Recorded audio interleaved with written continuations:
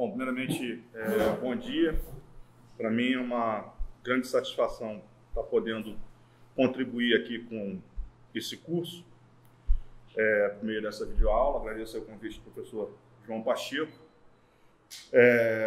Como ele disse aí na apresentação, eu sou graduado em Ciências Sociais pela UF, fiz mestrado e doutorado aqui no Museu Nacional e trabalhei com uma das situações de maior conflitualidade territorial no contexto brasileiro, né, que são dos povos indígenas do Mato Grosso do Sul, antigo estado de Mato Grosso, né, grande parte da história do século XX. E o que eu gostaria de compartilhar aqui hoje, então, com vocês, é justamente uma proposta, né, que eu venho elaborando já há algum tempo, em diálogo com o professor João Pacheco e outros colegas da antropologia social, que é de como fazer uma antropologia do território, né?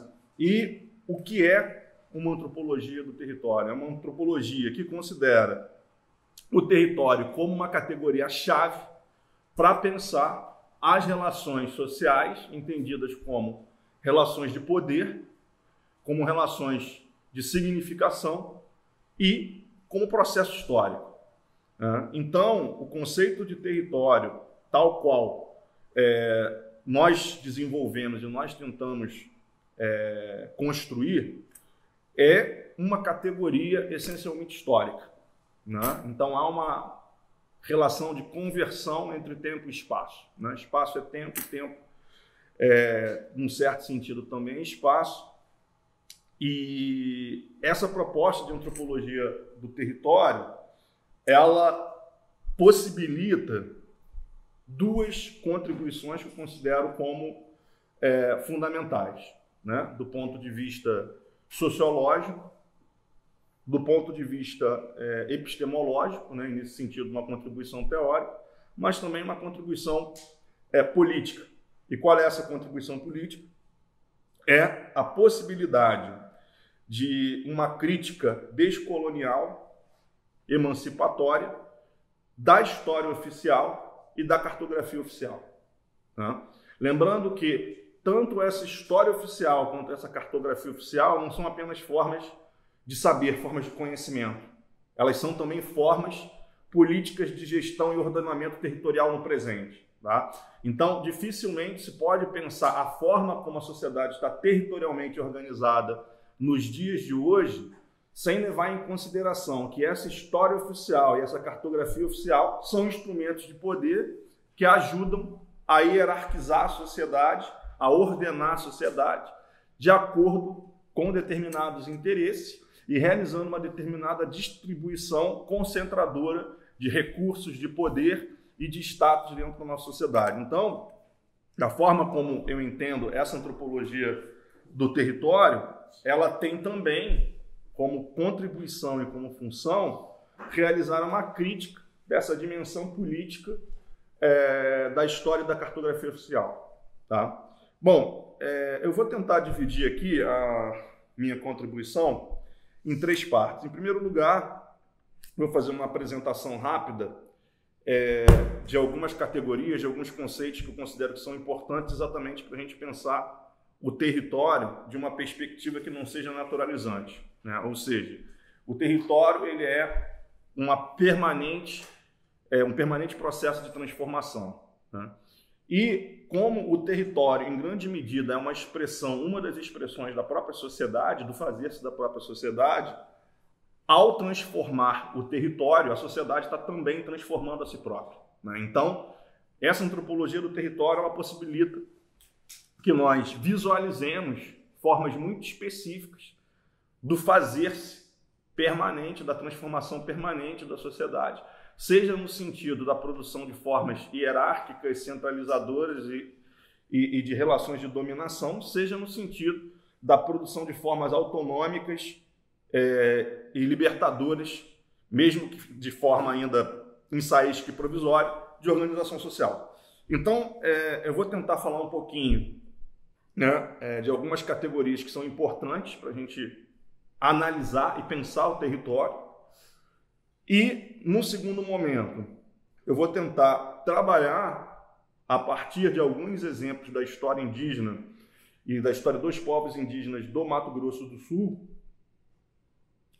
como essa história indígena, ela questiona tanto a narrativa historiográfica oficial, quanto, num certo sentido, a própria cartografia oficial e a nossa imagem de formação da própria sociedade brasileira, da nossa percepção do que é a nação.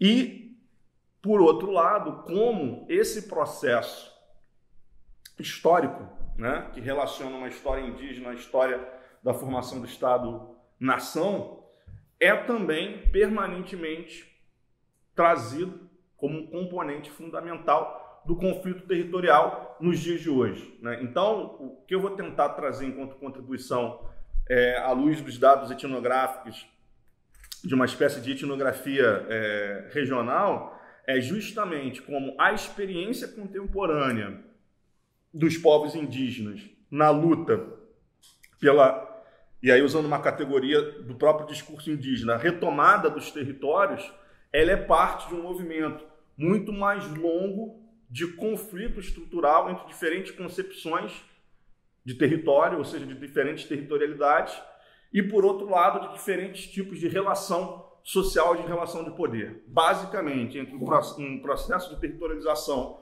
concebido como um processo de hierarquização, que é justamente a forma como o Estado Nacional concebe o ordenamento do território e a apropriação do território, né? Todo o processo de territorialização é um processo de produção de hierarquias sociais. E, do ponto de vista indígena, como esse mesmo processo de territorialização hoje manifesta sob a forma das retomadas, são tentativas de construção de espaços de autonomia, né? De espaços de autonomia também entendida num sentido muito plural, né? E justamente esse embate entre o processo de hierarquização e de autonomização, né? Por meio das relações espaciais, esses processos são embebidos em significações muito contraditórias, né? E aí é importante levar em consideração como a cultura é um componente fundamental, mas a cultura ela é essencialmente histórica e ambígua, né? Os mesmos símbolos podem ter diferentes tipos de interpretação e significado, né? E, dependendo do contexto histórico, expressarem posições e aspirações completamente diferentes. Mas, enfim, eu vou então passar aí para a primeira parte, que é justamente falar um pouco das categorias. E, mais do que isso, né, despertar a atenção, despertar a nossa sensibilidade para como determinadas relações espaciais, elas também são indicativas das relações sociais, tá? Bom, então, tem 4 categorias que eu considero como chaves para uma antropologia do território, que é a distinção entre espaço-território, territorialidade e territorialização, que deve ser entendida na realidade como uma categoria dialética, ou seja, territorializar é necessariamente desterritorializar. Não existe uma situação de territorialização que não seja uma situação de desterritorialização e vice-versa, né? Então não é uma categoria absoluta. Toda vez que existe um processo de territorialização, nesse mesmo processo está implicado algum processo de desterritorialização e vice-versa. Toda vez que você desterritorializa, você também está territorializando. A questão é qual o ponto de vista que é assumido, né? Ou quais são os pontos de vista que são retratados dentro desse processo de territorialização. Bom, espaço. Espaço, no sentido mais genérico que eu vou considerar aqui, depois vocês vão poder entender melhor o porquê essa distinção entre espaço e território. Espaço é a extensão ou uma determinada extensão do mundo material, do mundo natural e social, né? Então, o espaço é uma categoria essencialmente plástica, né? Ele apenas indica o quê? Um conjunto de limites que vai recortar uma parte de uma totalidade que é o próprio mundo. Bom, isso é importante por quê? Porque o conceito de espaço não é apenas um conceito sociológico, né? É um conceito muito mais amplo que serve de base para toda a forma de organização da nossa percepção do próprio mundo. Mas, para além do espaço, o conceito de território é um conceito fundamental. né? Só que como é que eu defino o território? Eu não defino o território apenas sob o aspecto político, né? Eu acho que uma das melhores formas que tem para a gente definir o território é justamente definir o território como um espaço que é controlado por uma determinada sociedade. É aquilo que ela consegue controlar e, por meio desse controle, ela se estrutura e se projeta, né? Então, num certo sentido, e isso é uma afirmação da própria antropologia social mais clássica, funcionalista, nenhuma sociedade existe sem ter uma estrutura territorial, né? Então, em grande medida, a sociedade ela está expressa, ela está embebida no território no qual ela se projeta e no qual ela se institui. Então, o território é essencialmente um espaço de instituição social nesse sentido amplo, né? Pois é o espaço no qual essa sociedade se estabelece e se realiza. E territorialidade, em grande medida, tem um outro sentido. Qual é o sentido da territorialidade? É a da percepção sociocultural que cada sociedade ou cada grupo social vai produzir sobre o seu lugar no espaço. E, por fim, os conceitos de territorialização e desterritorialização vão ser entendidos como o processo histórico de produção dos limites territoriais de uma determinada sociedade, tá? Então, veja bem, num certo sentido, o território e territorialidade, elas são sempre o produto desses processos de territorialização e de desterritorialização, tá? Então, quando a gente está falando do território, a gente pode, das territorialidades num certo sentido, a gente está falando de produtos desse processo de territorialização e desterritorialização, que na realidade é essencialmente histórico, né?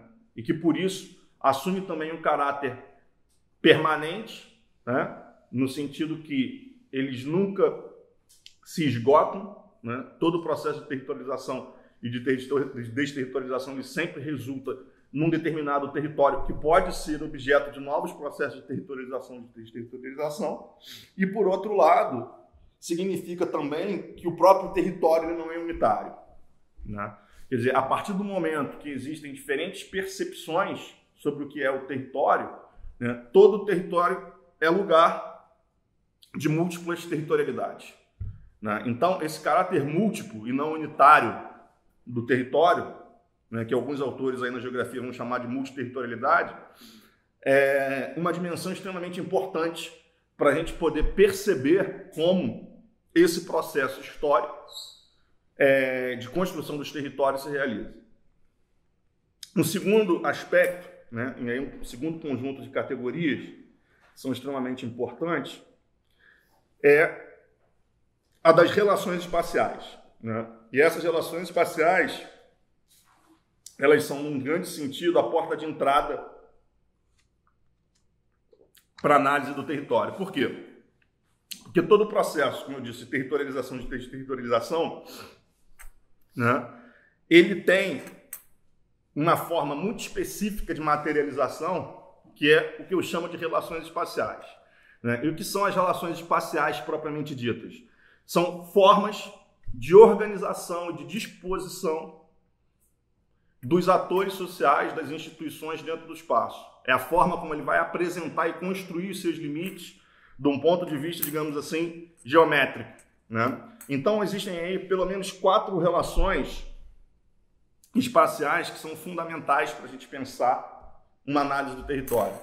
São as relações de continência, ou seja, relações em que uma determinada entidade pode estar contida dentro de outra. Então, um exemplo simples, vocês podem pensar, o município do Rio de Janeiro está contido dentro do estado do Rio de Janeiro. Então, essa relação política administrativa, do ponto de vista espacial, é uma relação de continência, tá?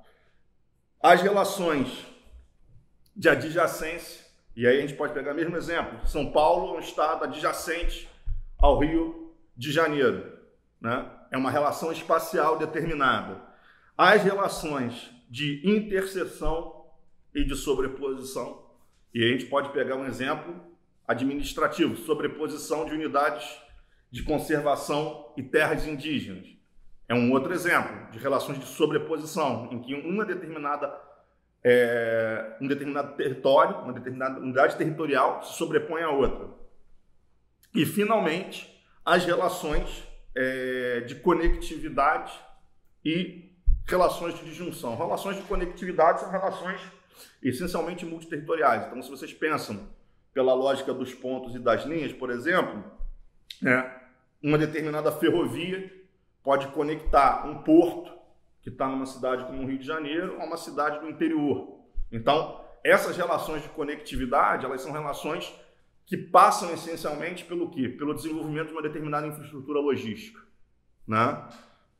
De qualquer natureza, ferroviária, hidroviária, tá? Aeroviária, e assim, rodoviária e assim sucessivamente. Mas também as relações de disjunção, que aí sim são relações essencialmente de natureza política e que, na realidade, podem ser relações de conflito de diferentes escalas, mas que vocês podem pensar aqui qualquer tipo de relação, de fronteira interestatal, né? Então, uma fronteira internacional, por exemplo, é claramente uma relação de disjunção espacial. Ali você tem um limite que não pode ser transposto sem uma série de regulações ou sem incorrer em algum ato considerado como um ato de transgressão de direitos, tá? Então, num certo sentido, esses diferentes tipos de relação espaciais, elas vão estar manifestas, tá?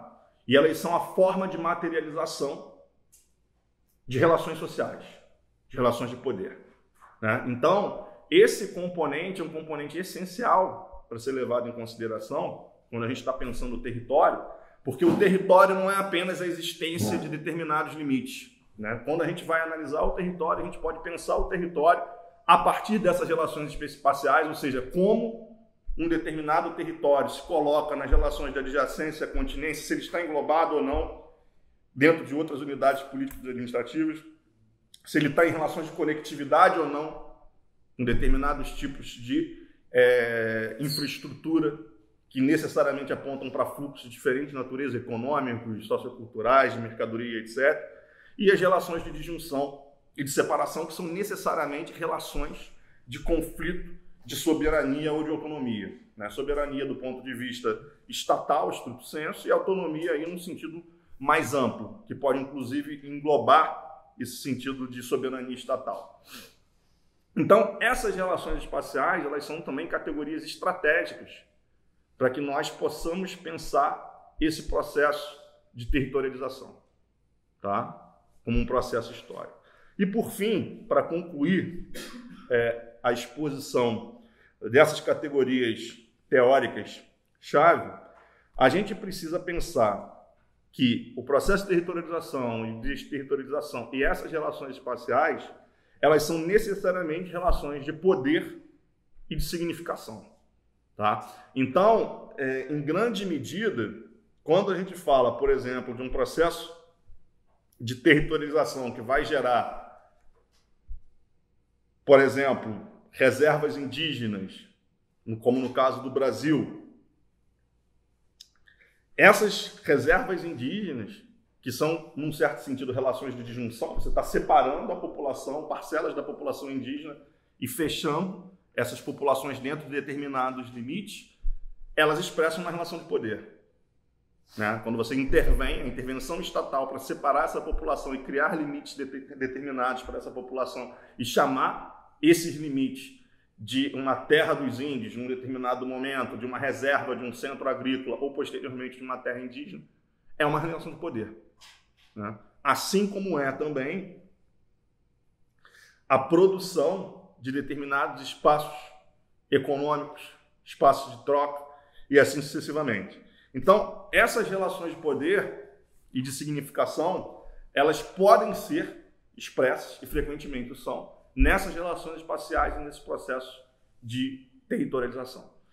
E eu, particularmente, gosto de pensar exatamente como essas relações de poder, elas podem estar oscilando, obviamente que elas não se esgotam nisso, né? Mas elas oscilam fundamentalmente entre duas grandes formas, que são exatamente os processos de hierarquização né? Hierarquização social, política e econômica, ou seja, de produção de relações de autoridade, produção de relações de classe, centralização do poder político, né, que acompanham o processo de formação do Estado Nacional, e de processos autonômicos, que normalmente são os processos que tendem-se a construir esses espaços fora dos limites da soberania estatal e do poder estatal.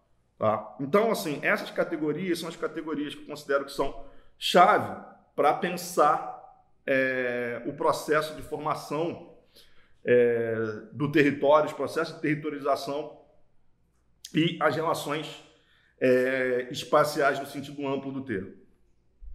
Bom, agora então, eu gostaria de gastar um tempinho aí falando justamente do exemplo dos povos indígenas do Mato Grosso do Sul, que eu considero que é um exemplo emblemático, não apenas do ponto de vista da história indígena e como ela nos permite problematizar, em grande medida, a narrativa oficial, a narrativa historiográfica oficial da formação da sociedade brasileira, mas também pela importância que a própria região em que esses povos indígenas estão localizados tem para a formação do Brasil enquanto Estado-nação. Tá? Então, se a gente for pegar aí os dados gerais, né? O Mato Grosso do Sul, comunidade administrativa do Estado brasileiro, ele foi parte da província de Mato Grosso e depois do Estado de Mato Grosso durante grande parte da história da colonização e da formação do Estado Nacional brasileiro.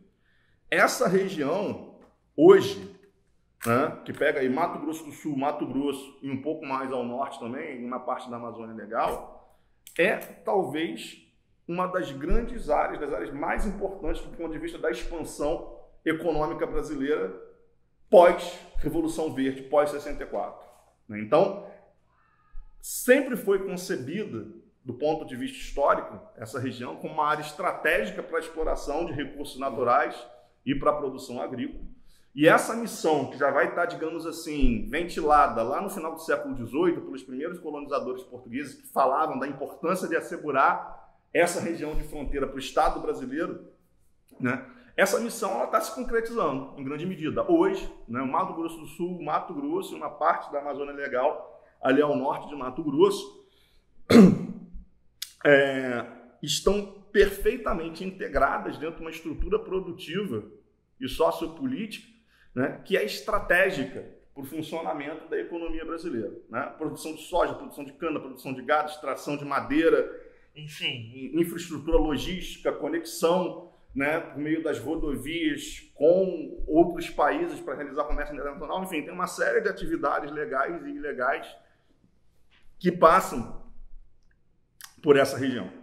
Né? E, obviamente, foi o palco da principal guerra da América do Sul no século XIX, né? Que foi a Guerra do Paraguai, né? Que envolveu aí um conflito, né? Brasil, Paraguai, Argentina, Inglaterra, enfim, foi uma guerra de dimensões continentais, né? Ou mundiais, num certo sentido, e que é um outro componente fundamental para a delimitação das fronteiras. Né? Então, fazendo um resumo esquemático, se a gente pegar o mapa do Brasil hoje, né, em resumo, qual seria a narrativa historiográfica, cartográfica oficial? Bom, o Brasil começou a ser colonizado, foi descoberto há 500 anos atrás. Né? A partir do momento dessa descoberta, o Brasil foi progressivamente estabelecendo essas fronteiras, e essas fronteiras, elas necessariamente foram construídas em determinadas narrativas mais etnocêntricas e racistas pelo combate justo contra os povos indígenas e pela expulsão, e em narrativas mais românticas e vitimistas e digamos assim, autocríticas. Elas vão entender que ocorreu um genocídio que provocou o desaparecimento desses povos indígenas. Mas, de maneira geral, a narrativa que se estabelece sobre a formação do Brasil enquanto nação é uma narrativa linear, né? Não há espaço, né, na representação historiográfica e cartográfica, pelo menos não na historiografia e cartografia oficial, para representar as diferentes experiências dos povos indígenas no controle do território brasileiro, né? De maneira geral, é quase que como a chegada dos portugueses e a chegada dos espanhóis nas Américas tivesse feito cessar qualquer tipo de controle e qualquer tipo de autonomia dos povos indígenas, né? E imediatamente estabelecido uma relação de soberania e de poder, de controle político desses territórios pelos colonizadores. Bom, isso daí tem uma série de desdobramentos, né? Por quê? Porque essa ideia, essa invisibilização da longevidade da ocupação territorial indígena e das experiências de autonomia, ela vai se refletir numa negação, inclusive, né, que passa aí em toda a discussão da reforma constitucional que se tenta fazer nos dias de hoje, justamente para indicar, né, ou para legitimar, ou deslegitimar, do ponto de vista indígena, a própria ocupação indígena. Ou seja, você nega a existência de toda uma série de territorialidades indígenas ao longo do processo de colonização, porque essas territorialidades teriam desaparecido por conta do processo de colonização e, no máximo, vai se reconhecer a existência de pequenos remanescentes, de pequenas microsociedades isoladas no meio da Amazônia. Bom, o que eu tento trazer, né, como reflexão crítica? Em primeiro lugar, é preciso problematizar essa narrativa historiográfica e cartográfica oficial, tá? E para isso, a análise cartográfica e a análise do território, ela é fundamental.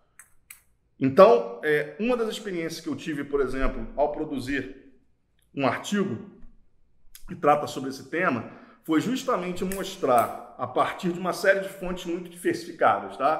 Tanto narrativas indígenas, quanto documentos coloniais portugueses e alguns espanhóis, quanto mapas militares, mapas de etnógrafos e antropólogos, que quando são cruzados e usados como fonte para se produzir uma cartografia, e cruzados especialmente com vários outros tipos de narrativa, seja colonial, seja indígena, é possível perceber, em primeiro lugar, que o processo de estabelecimento dos limites propriamente ditos do Estado Nacional são completamente recentes, né? Então, nessa região do Mato Grosso, por exemplo, né, da antiga província do Mato Grosso, final do século XIX e início do século XX, né, quando nós representamos os pontos de ocupação indígena e os pontos de ocupação colonial, a relação que se consegue estabelecer é uma relação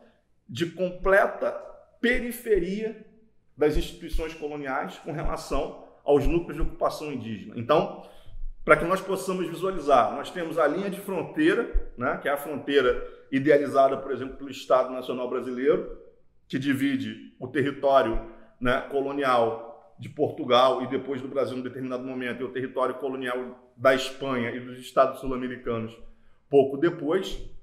Mas, efetivamente, os pontos de ocupação no final do século XIX e no final do século XVIII e início do século XIX, quase todos esses pontos de ocupação nessa região eram efetivamente de assentamentos indígenas, né? Existiam muito poucas instituições, sejam militares, sejam econômicas, do poder colonial dentro dessa região, né? Especialmente na região, que é a região que eu estudo, do Rio Paraguai, né? Que corta grande parte aí do Mato Grosso do Sul e do próprio Paraguai.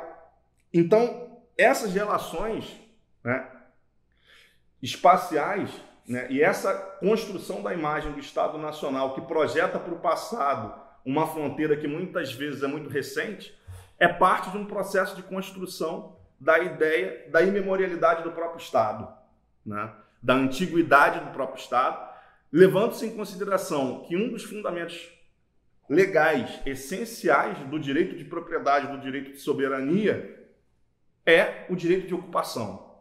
Ou seja, quem chegou primeiro, né? Quem ocupou primeiro um determinado espaço e o transformou em território. Então, essa produção permanente da antiguidade, da imemorialidade e da anterioridade da ocupação, ela faz parte de uma lógica da reafirmação permanente do direito de propriedade e soberania, né? Então, a problematização do processo histórico cartográfico de produção dos limites, ela é um componente fundamental, porque é um pilar essencial do poder colonial e do poder político que se assenta na ideia da legitimidade derivada do direito de ocupação, tá? Do direito de ocupação primitiva e memorial, enfim, o termo que nós queremos utilizar. Mas o que eu acho fundamental a partir dessa experiência é que, além desses pontos de ocupação isolados, né, um componente fundamental é que, na realidade, essas sociedades indígenas, elas tinham um sistema político muito complexo, baseado num conjunto de relações de aliança e dominação, tá? Relações de reciprocidade simétrica e também de reciprocidade assimétrica, num certo sentido, que é, em grande medida, excepcional, no meu entendimento, pelo menos na América do Sul, e que, na realidade, se construiu como um sistema político às margens de vários impérios, né? Tanto do antigo Império Inca, existem fontes que remetem a esse processo de ocupação e de formação lá para trás, antes, né, no período pré-colombiano propriamente dito, mas especialmente durante o processo de formação, né, de tentativa de colonização pelos espanhóis e portugueses. Então, esse processo de colonização não foi um processo fatal, determinístico, em que os colonizadores estavam necessariamente fadados a controlar o território e estabelecerem o poder soberano nessa região. Muito pelo contrário, esse processo de colonização teve como um dos seus, digamos assim, entre aspas, porque não é justamente efeito, né? Mas uma das suas manifestações, justamente a formação de um amplo sistema interétnico indígena, que estava organizado por um sistema de aliança muito específico entre determinados povos, né, que são conhecidos aí na etnologia como Guaicuru, Guaicuru-Cadiuel, Guaná, que aí engloba os Terena que eu estudei, e outros povos da região, Guarani, e vários outros grupos que são ou considerados extintos, né, do lado brasileiro, ou que na realidade foram ressituados, inclusive do ponto de vista social mesmo, né, pela sua própria trajetória, dentro de outros grupos étnicos, né, modificando seus etnônimos, adotando etnônimos de outros grupos, que é um fenômeno muito recorrente nessa região. Então, esses três grupos, especialmente, né, Guarani, Guaicuru, Cadiuel e Guaná, Terena, vou utilizar assim entre aspas, só para indicar, num certo sentido, a trajetória desses etnônimos, eles mantinham relações entre si, ao mesmo tempo de aliança política, né, mas também relações de dominação, né? E esse sistema político, ele controlou um amplo território. Os portugueses são muito categóricos, e é tão categórico que um deles ele utiliza a seguinte expressão: os índios Guaicuru, eles têm um amplo país devoluto entre dois rios, digamos assim, um em Mato Grosso e o outro praticamente seria a parte sul do Mato Grosso do Sul. Então, a percepção que o Estado tem nesse momento, especialmente no final do século XVIII, é justamente de indicar a existência de um país sob controle indígena. Obviamente, existia uma série de dificuldades de conseguir retratar e reconhecer, né? Por um lado, né, usando aí metaforicamente ainda, né, essa ideia do país Guaicuru, utilizado pelos colonizadores portugueses, vai ser reconhecido em 1791, quando os portugueses assinam um tratado, né? Eles vão assinar um tratado com os Guaicuru de paz e de aliança para combater o avanço espanhol na região. E esse processo é extremamente interessante, por quê? Porque, na realidade, a partir do momento que os Guaicurú assinam esse tratado com os portugueses, né, um pouquinho antes, começa a avançar a construção de unidades militares e fazendas públicas coloniais na região. Então, começam a ser produzidas determinadas relações de adjacência e conectividade dos povos indígenas dessa região, que até então não existia, né? E começa a se avançar a presença portuguesa e depois brasileira dentro desse território que era completamente hostil e que é controlado por esses indígenas. Então, esse exemplo, né, é extremamente interessante. Por quê? Porque, por um lado, né, se autoriza a presença desses espanhóis, desses portugueses dentro desse território, mas, ao mesmo tempo, essa aliança político-militar ela é direcionada para impedir o avanço espanhol, que atacava esses grupos indígenas, especialmente os Guaicurú e os Guaná, né? E que também reivindicavam essa região como parte do Império Espanhol, né? Então, desde o início da colonização, por conta do Tratado de Tordesilhas, já existia um duplo conflito, né? Ou um triplo conflito, se a gente quiser categorizar, por conta da sobreposição de reivindicações que esses tratados vão gerar. Você vai ter um conflito entre o Estado espanhol e o Estado português, porque cada um desses estados vai reivindicar a soberania sobre esse território. Existe um conflito entre os Guaicurú, por exemplo, e os espanhóis e os portugueses. E existe um conflito de sobreposição entre os próprios indígenas, entre diferentes tipos de grupos indígenas. Então, é um triplo conflito que permite com que esses diferentes atores que tentam disputar e controlar a região estabeleçam alianças, às vezes, muito improváveis, né?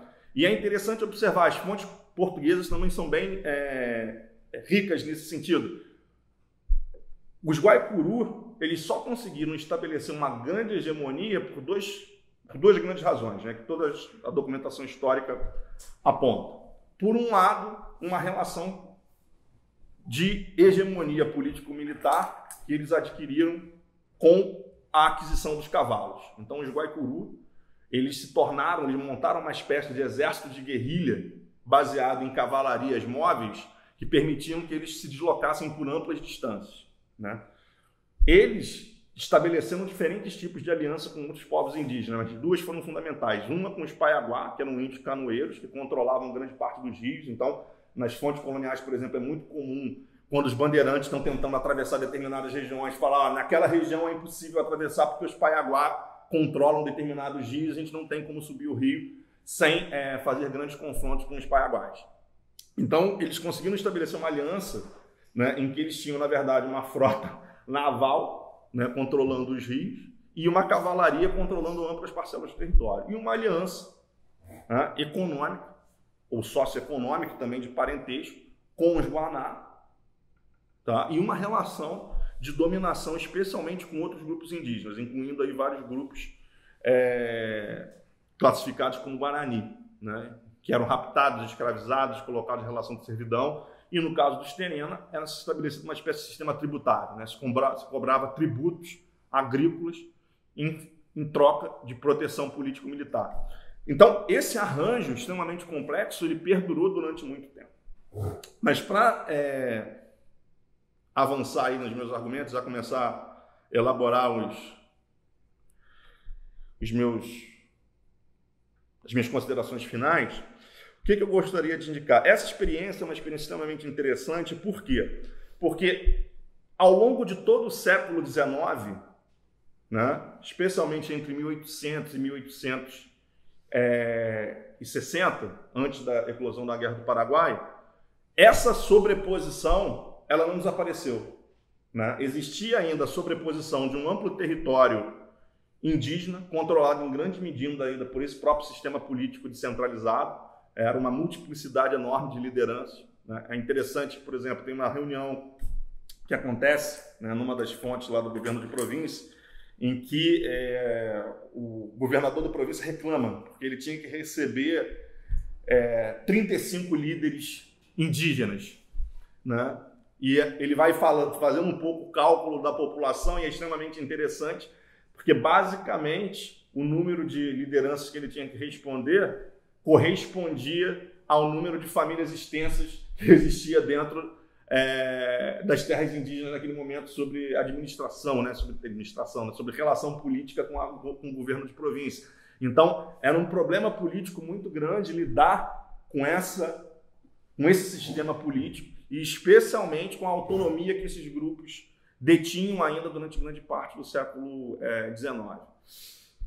Um segundo conflito continua a sobreposição interestatal, né? O Paraguai vai herdar, em grande medida, a reivindicação espanhola e vai continuar reivindicando a soberania sobre grande parte desse Estado, sobre grande parcela do território da província de Mato Grosso, né? Então, esse duplo conflito ele permanece, mas o que é mais importante, o processo de construção da soberania do Estado brasileiro nessa região, ele se faz através dessa autonomia indígena, né? Então, eles conseguem garantir uma relação político-social com os povos indígenas da região, especialmente com os Guaná e Guaicuru, né, que vão se estabelecendo como as grandes etnias reconhecidas nesse diálogo com o Estado imperial brasileiro, e que vão estabelecer uma série de relações de reciprocidade, de dependência, também em face do Estado, e vão criando o Estado, né, o Estado colonial, também como uma figura fundamental do seu próprio ordenamento social. Então, essas relações espaciais, nesse momento, elas são relações extremamente complexas. Por quê? Porque, por um lado, você tem relações de sobreposição de territórios, tá, estatais. Você tem relações de sobreposição, num certo sentido também, desses territórios estatais com um território que é efetivamente controlado pelos povos indígenas. Por outro lado, você tem relações dentro desse território indígena de continência. Por quê? Porque esse tratado político firmado pelos povos indígenas, né, especialmente pelos Guaicuru, com o Estado colonial português, e que vai ser mantido depois pelo Estado do Brasil Império, né, ela garante aos brasileiros a possibilidade de estabelecer unidades administrativas coloniais dentro do território indígena. Por outro lado, a política do Estado imperial de aldeamento dos índios, ela não é aceita pelos índios. Então não existiam praticamente aldeamentos de verdade como existiam em outras regiões. O que se chama de aldeamento no Mato Grosso do século XIX são as aldeias indígenas, mas eles dizem que as aldeias não têm missionário que administra. Então, na realidade, não era um aldeamento no sentido estatal do termo. Então, continua existindo ali dentro uma série de relações espaciais em diferentes escalas que expressam justamente essas diferentes relações de poder e que vão produzir uma territorialidade e um processo de territorialização extremamente complexo. E é justamente, e aí eu vou começar a acelerar um pouquinho para poder chegar em algumas considerações sobre o conflito contemporâneo.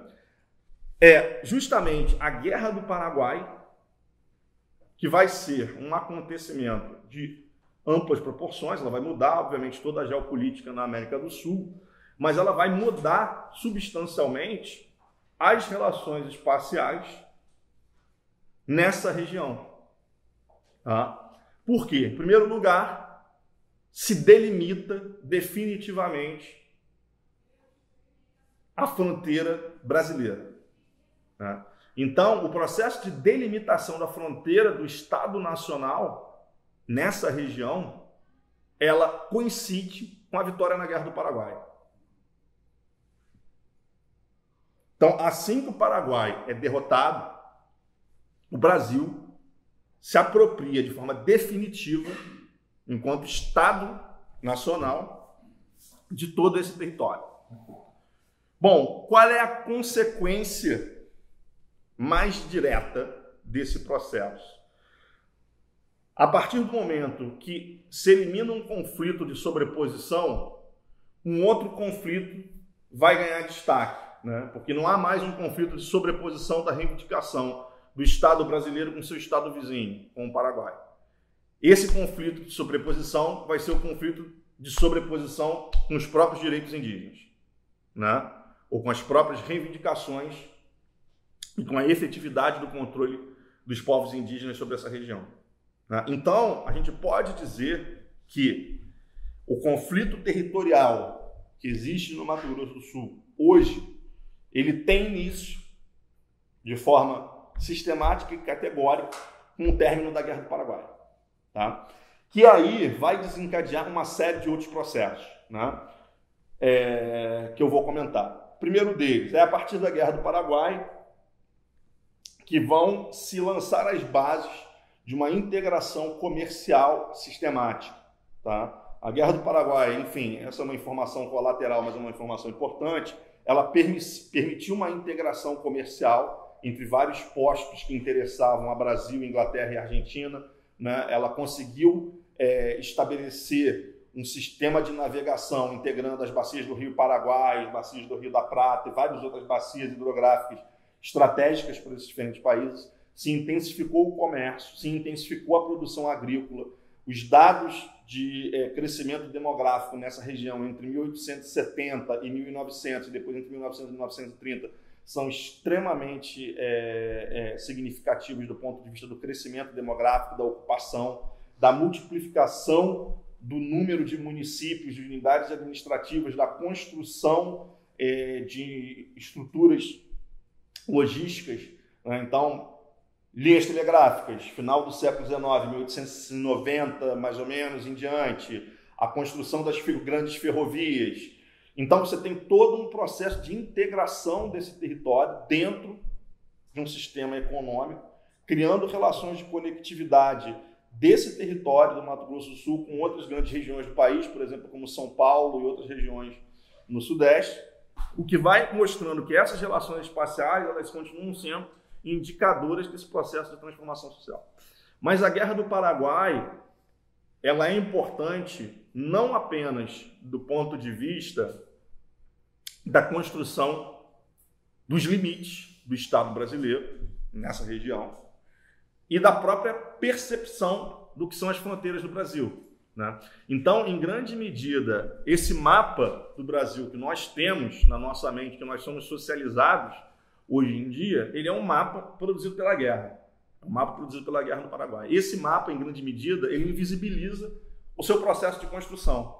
Porque, na realidade, essa fronteira, em especial, ela foi uma fronteira que só foi assegurada em razão das alianças e dos tratados que foram estabelecidos com os povos indígenas da região.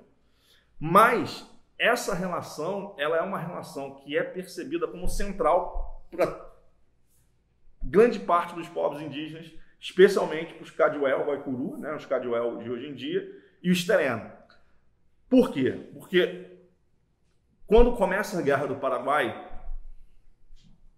e aí vou fazer um rápido parênteses, as principais instituições que existiam nessa região, ou instituições destacadas, eram os postos de fronteira do Exército, quase todos eles mantidos nas proximidades, tá, dos grandes aldeamentos indígenas. E aí aldeamento, tá, vou usar no sentido livre, não é aldeamento no sentido estatal, mas é aldeamento dessas unidades espaciais indígenas, que estavam fora ainda do controle estatal em grande medida.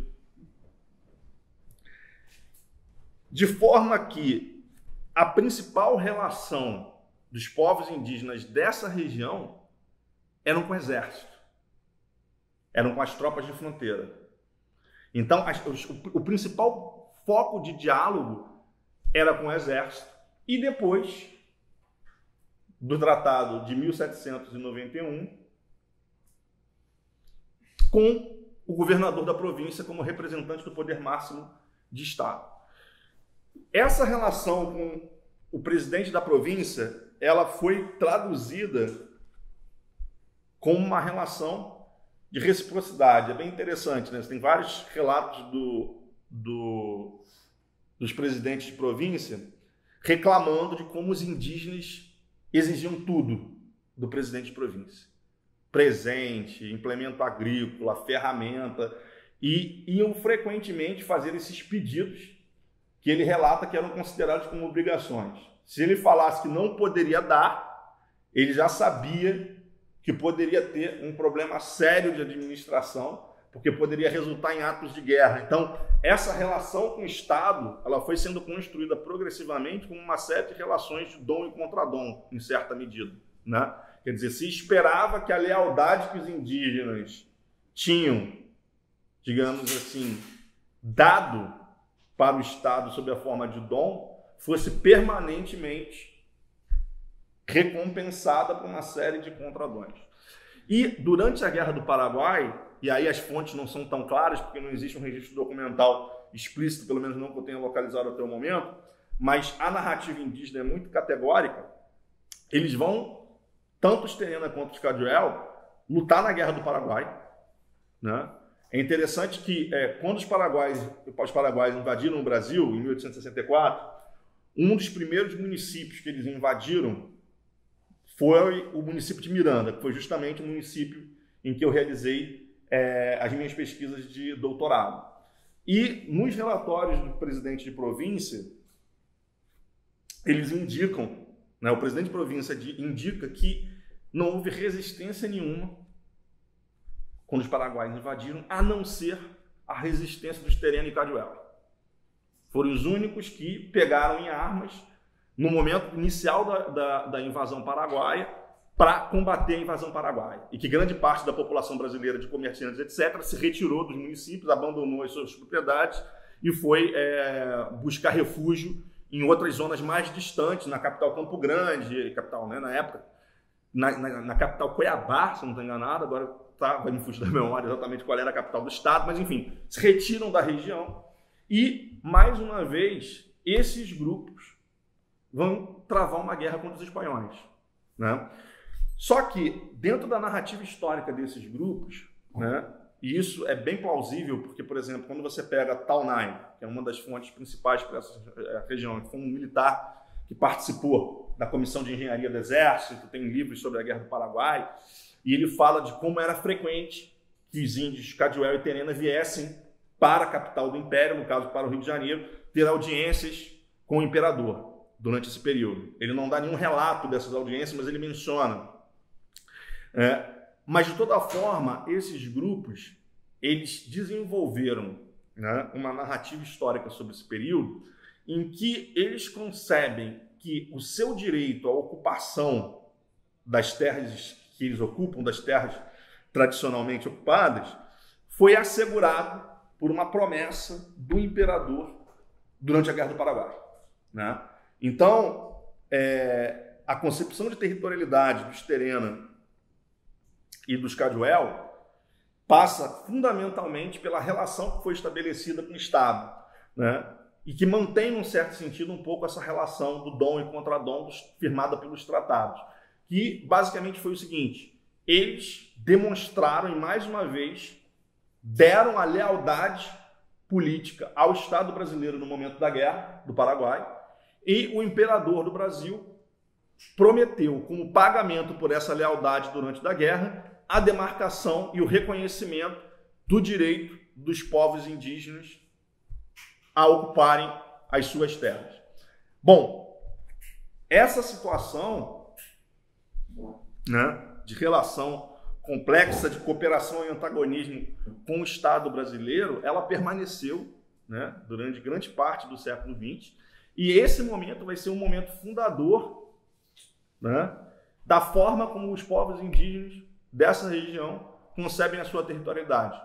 Então, hoje, para concluir, as retomadas, elas têm como grande elemento narrativo da legitimidade da ocupação e da legitimidade da reivindicação indígena para a demarcação territorial exatamente esse episódio, né? O episódio da Guerra do Paraguai, que é concebido pelos grupos indígenas como aquele que assegura, em definitivo, o direito indígena de reivindicar as terras tradicionais, que é o que eu chamei de mito da dádiva da terra. Quer dizer, em grande medida, né, esse acontecimento histórico e essas relações sociais e espaciais que eu tentei resumir aqui para vocês, elas foram também traduzidas numa relação de significação, né?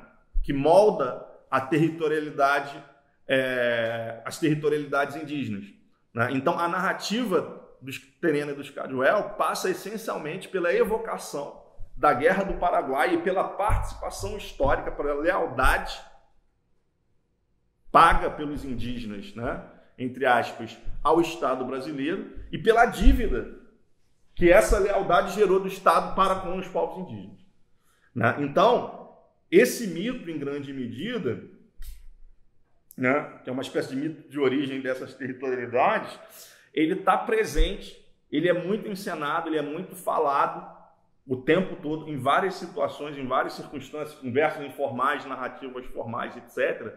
Mas, por outro lado, ele também é tensionado pela própria experiência, né? Porque, em grande medida, o que esse mito traz? Ele traz uma espécie de expectativa, né, que o Estado pague a sua dívida, pague o seu dom, né, ou o seu contradom em relação a esse dom dado pelos povos indígenas, que foi essa lealdade ao Brasil no processo de formação do Estado Nacional, com o reconhecimento do direito indígena. Por outro lado, né, as retomadas de terra, as ações de retomada, que são ocupações de terra, né, realizadas pelos indígenas para se reapropriarem de parcelas do território tradicionalmente reivindicado, né, do território tradicional reivindicado. Essas ações de retomada, elas são uma ruptura com essa estrutura cognitiva, com essa estrutura, entre aspas, do próprio mito. Por quê? Porque elas, em grande medida, já rompem com essa expectativa. Então, mas por outro lado, continua uma permanente evocação dessa legitimidade, dessa mesma narrativa. Então, a experiência das retomadas como experiências de ação política autônoma contemporânea, elas são ao mesmo tempo uma espécie de reafirmação e de ruptura em relação a isso que eu estou chamando de mito da dádiva da terra, ou seja, são significações que continuam permeando as relações sociais, mas que não explicam e não esgotam de forma absoluta a própria experiência. Sob certo aspecto, essa experiência é uma negação crítica dessa própria relação de significação, dessa própria bagagem sociocultural ou cultural que foi construída historicamente. Então, para concluir, eu acho que o que é fundamental? Quando nós analisamos as relações espaciais, as relações espaciais, o processo de territorialização, desterritorialização, com relações sociais e com relações de poder e significação, nós podemos ver que existe um processo altamente dinâmico de conversão de espaço em tempo, ou seja, território também é história, né? O território é essencialmente história, né? Mas esse processo de territorialização também é um processo de geração de significações, né? Existe uma dimensão simbólica que é produzida por esse processo de territorialização, tá? O processo de construção das fronteiras entre Brasil e, por exemplo, Paraguai, gerou significações para os povos indígenas que participaram desse processo, significações culturais para esses povos indígenas, né? O que não significa que essas significações sejam suficientes para compreender e explicar todas as expressões, seja da sua própria territorialidade, seja da sua ação social e política. E, por fim, esse relato que eu tentei trazer para vocês, ele ajuda a tensionar a própria historiografia oficial.